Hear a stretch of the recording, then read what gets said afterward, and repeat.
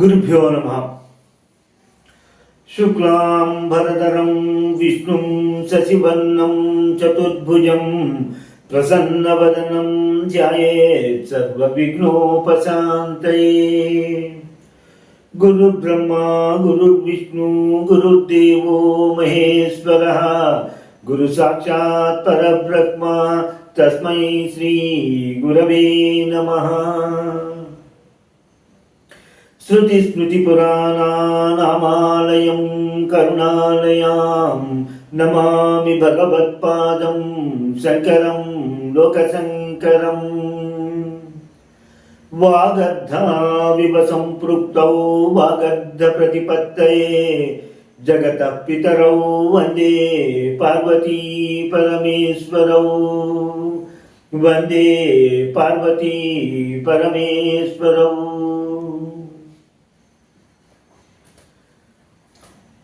సౌందర్యలహరి శ్లోకాల యొక్క విపుల భావాన్ని గ్రహించడానికి ఈ వీడియోని వీక్షిస్తున్న మీ అందరికీ నా నమస్కారములు తెలియజేసుకుంటున్నాను. అలాగే సౌందర్యలహరి గురించి విపుల భావనలతోనూ వ్యాఖ్యానములతోనూ రాసినటువంటి గ్రంథకర్తలందరికీ ప్రవచనకర్తలందరికీ నా నమస్కారములు తెలియజేసుకుంటున్నాను. మా గురువు గారైన శ్రీ జ్ఞానేశ్వరాంబ గారి పాదములకు నమస్కరించి వారి ఆశీస్సులను అర్జిస్తూ సౌందర్యలహరిలోని 56వ శ్లోకం యొక్క విపుల భావమును అమ్మవారు నాకు ఇచ్చిన శక్తి మేరకు జ్ఞానం మేరకు తెలియజేయడానికి ప్రయత్నం చేస్తాను. సౌందర్యలహరిలోని 56వ శ్లోకము ఈ విధంగా ఉంటుంది. తవాపగ్ని కర్ణీ జపనయన నైశూన్య చకితాః నిలీయంతే తోయే నియతమనిమేషా సఫరికాః ఇయంచ శ్రీబద్ధచ్చదపుట కవాటం కువలయం జహాతి ప్రసూషే నిశిచ విఘటయ్య ప్రవిశతి. శ్లోకం యొక్క స్థూల భావాన్ని పరిశీలిస్తే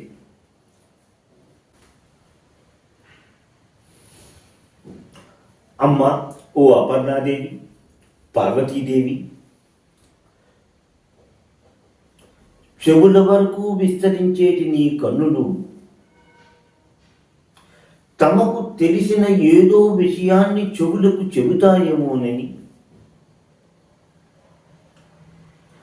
భయముతో చేపలు నీటి అడుగున కనులర్ప ఆర్పకుండా చూచుచున్నవి. నీ యొక్క కన్నుల కాంతి సౌభాగ్యము నల్ల కలవను ఉషోదయము కాలమునందనే వదిలివేసి తిరిగి రాత్రి యందు చేరుచున్నవి. ఈ శ్లోక భావానికి దగ్గరగా ఉండేటువంటి తెలుగు అనువాద పద్యాన్ని ఒకదాన్ని పరిశీలిద్దాం. చెవులన్ చేరెడి కనులన్ కనుచు ఆ చేపల్ కనుల్ ముయకే అవలీలన్ నిలుచుండు నీదు గుణమున్ ఆ పక చేపల్ శయం సవరించెన్ అని గిల్లెలొచ్చునని ఓజన్ నీటిలో దాగునెన్. తవ నేత్రముల కాంతి పద్మములన్ తారన్ సతీ వ్రోజగన్. గురువు గారు ఈ శ్లోకంలో కూడా అమ్మవారి యొక్క నేత్రముల గురించి, వాటి వైభవమును గురించి, ఆ నేత్రముల యొక్క సౌందర్యము గురించి తెలియజేశారు. సహజముగా ఉండేటువంటి గుణాన్ని తీసుకుని అది అమ్మవారికి ఆపాదించి ఆ అమ్మవారి యొక్క ఆ లక్షణమును అమ్మవారి కరుణగాను, అమ్మవారి యొక్క సౌందర్యము ఇనుమడింపచేసే విధంగాను ఉంటుంది అన్న విషయంగా తన శ్లోకాలను చెప్పారు అన్న విషయాన్ని మనము కిందటి శ్లోకం ద్వారానే తెలుసుకున్నాం. 55వ శ్లోకంలో దేవతలకందరికీ ఉండేటువంటి అనిమిష తత్వమైనటువంటి కన్నులు ఆర్పకుండా ఉండేటువంటి లక్షణాన్ని తాను సృష్టించిన లోకములు కన్నులు మూస్తే ఎక్కడ నాశనమైపోతాయో అన్నటువంటి కరుణతో కన్నులను ఆర్పకుండా అలాగే ఉంచేవా అమ్మా, నీకు ఎంతటి కరుణ అమ్మా అనే విషయంగా 55వ శ్లోకాన్ని తెలియజేసి 56వ శ్లోకంలో దేవతలకు ఉండేటువంటి ఆ అనిమిష తత్వాన్ని, అలాగే చేపలకు కూడా కన్నులు ఆర్పకుండా ఉండేటువంటి లక్షణము ఉంటుంది. ఈ సాధారణముగా ఉండేటువంటి లక్షణాన్ని తీసుకొని ఇది అమ్మవారి యొక్క కన్నులు చెవుల దాకా వ్యాపించేటటువంటి పెద్దవి, అంతటి విశాలముగా ఉంటాయి అన్న విషయాన్ని, అమ్మవారు తన క్రీగంటి చూపులతో కరుణామయమైనటువంటి చూపులను ప్రసరిస్తుంది అనేటువంటి విషయాన్ని కూడా శంకరులు ఈ శ్లోకం ద్వారా తెలియజేయడానికి ప్రయత్నం చేశారు. తవాపన్నీ కన్నీ జపనయన పైశూన్య చకితాః. తవాపన్నీ కన్నీ అనుకుంటా హే అపర్ణాదేవి అని చెప్తూ అమ్మవారిని అపర్ణ అని సంబోధించారు ఈ శ్లోకంలో.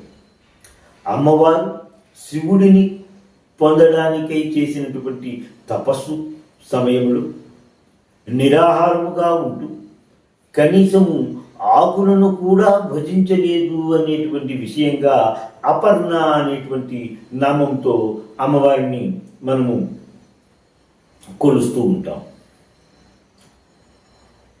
ఆ నామాన్ని ఇక్కడ అపర్ణ అని అమ్మవారిని సంబోధించారు గురువు గారు. అమ్మ అపర్ణాదేవి, చెవుల వరకు సాగేటువంటి నీ యొక్క కన్నులు ఎటువంటి రహస్యములను చెవులకు చెబుతున్నాదో అన్న భయముతో నిలీయంతే తోయే నియతమనిమేష సఫరికాః అన్నారు. నీటిలోని అట్ట అడుగుకి చేరిపోయి కన్నులు మూయకుండా ఆ చేపలు ఉన్నాయి అన్న విధంగా శంకరుడు ఈ శ్లోక రచన చేశాడు.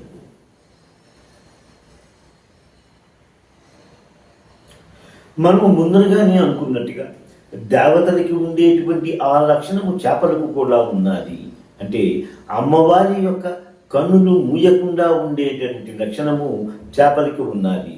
కానీ శంకరులు ఏం చెప్తున్నారు, ఈ కన్నులు మూయకుండా ఉండేటువంటి ఈ లక్షణము చేపలకి ఏదైతే ఉందో అది అమ్మవారి దగ్గర నుంచి దొంగలించినది. అందుకనిసే చేపలు కూడా కన్నులు మూయకుండా ఉండగలుగుతున్నాయి. ఎందుకుట? కన్నులు మూయకుండా ఉండడము అనేటువంటి దేవతలకు సాధారణ లక్షణము. మామూలు జంతువైనటువంటి అటువంటి ఆ సాధారణ లక్షణము దేవతలకు ఉండేటువంటి సాధారణ లక్షణాన్ని మామూలు జంతువైనటువంటి ఈ చేపలకు రావడము సహజము కాదు కదా. అందుకనేసని ఆ చేపలు ఈ అనియమిత లక్షణాన్ని అమ్మవారి దగ్గర నుంచి దొంగలించాయి అన్న విధంగా ఈ శ్లోకాన్ని శంకరులు రచించారు. ఇలాగ దొంగలించిన విషయాన్ని అమ్మవారి యొక్క కన్నులు చెవుల దగ్గరికి చేరి చెబుతున్నాయేమోనన్న భయముతో అన్న సిగ్గుతో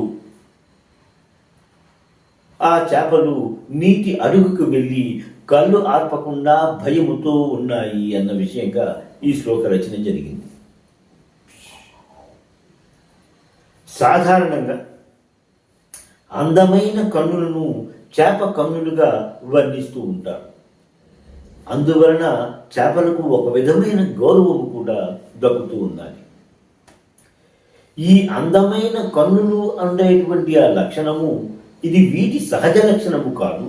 అది అమ్మవారి దగ్గర నుంచి దొంగలించింది అన్న విషయము ఎవరికైనా తెలిసిపోతే ఆ చేపలకు నగుబాటి కాదా, వాటికి అవమానంగా ఉంటుంది కదా. అంతేకాకుండా ఇలాగ దొంగలించింది అన్న విషయాన్ని తెలిస్తే అమ్మవారి యొక్క అపార సైన్యము లేక అమ్మవారి యొక్క భక్తులు వాటిని ఏమి చేస్తాయేమో అన్న భయముతో నీటి అడుక్కు వెళ్ళి కళ్ళు ఆర్పకుండా భయముతో అలాగ చూస్తున్నాయి అన్న విధంగా శంకరులు ఈ శ్లోకంలోని మొదటి 2 పాదాలలో తెలియజేసుకున్నారు. ఈ విధముగా తెలియజేయడము అనేటువంటిది శంకరుల యొక్క ఊహకు, శంకరుల యొక్క కవితా సామర్థ్యానికి ఒక నిదర్శనంగా నిలుస్తుంది అని మనం చెప్పుకోవచ్చు. ఈ శ్లోకం యొక్క మిగతా విపుల భావాన్ని నా తరువాతి వీడియోలో తెలియజేసుకుంటాను. శ్రీమాత్రే నమః. స్వస్తి. ఎంతో అధ్యయనం చేసి మీకు అందిస్తున్న ఈ వీడియోలను ఆదరిస్తారని భావిస్తున్నాము. మా ఈ ఛానల్ని సబ్స్క్రైబ్ చేసి ఈ వీడియోలని లైక్ చేయండి ప్లీజ్.